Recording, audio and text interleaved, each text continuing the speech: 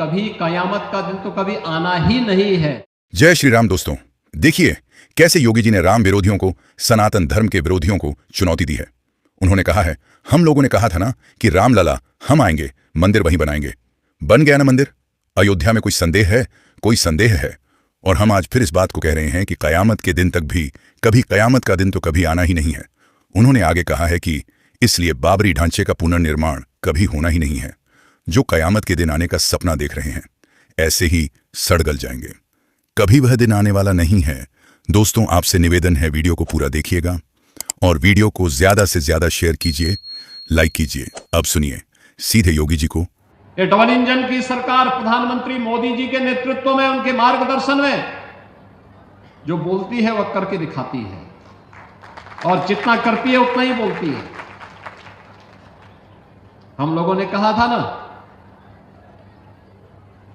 कि रामलला हम आएंगे, मंदिर वहीं बन गया ना मंदिर अयोध्या में। कोई संदेह है? कोई संदेह है?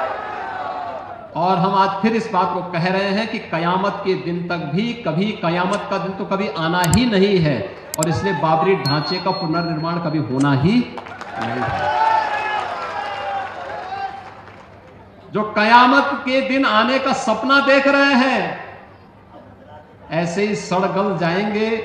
कभी वह दिन आने वाला नहीं है, और उनके सपनों को ऐसे ही हम अपनी विरासत को सम्मान देते हुए, भारत की गौरवशाली परंपरा को, सनातन धर्म की इस परंपरा को, जैसे प्रधानमंत्री जी ने 25 नवंबर को अयोध्या धाम में आकर के सनातन के प्रतीक श्री राम मंदिर में भव्य केसरिया ध्वज का आरोहण किया था। ये केसरिया ध्वज हमेशा ही भारत के इस गौरव को, सनातन के इस गौरव को आगे बढ़ाने का कार्य इसी मजबूती के साथ करेगा।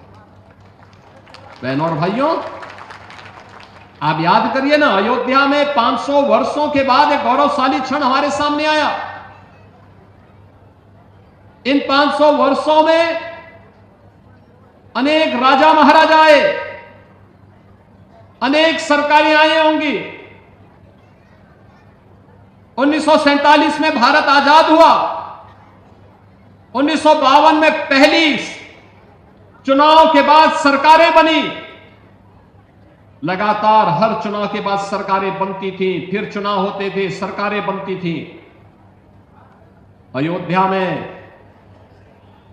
में भगवान राम का, उनकी जन्मभूमि पर भव्य मंदिर के निर्माण का कार्य हो, आखिर ये उनके मन में क्यों नहीं आया? आज तो हर व्यक्ति कहता है कि साहब राम हमारे भी हैं। हमने कहा सभी के हैं, राम तो सबके हैं, भेद इसमें है ही नहीं। लेकिन कुछ लोग हैं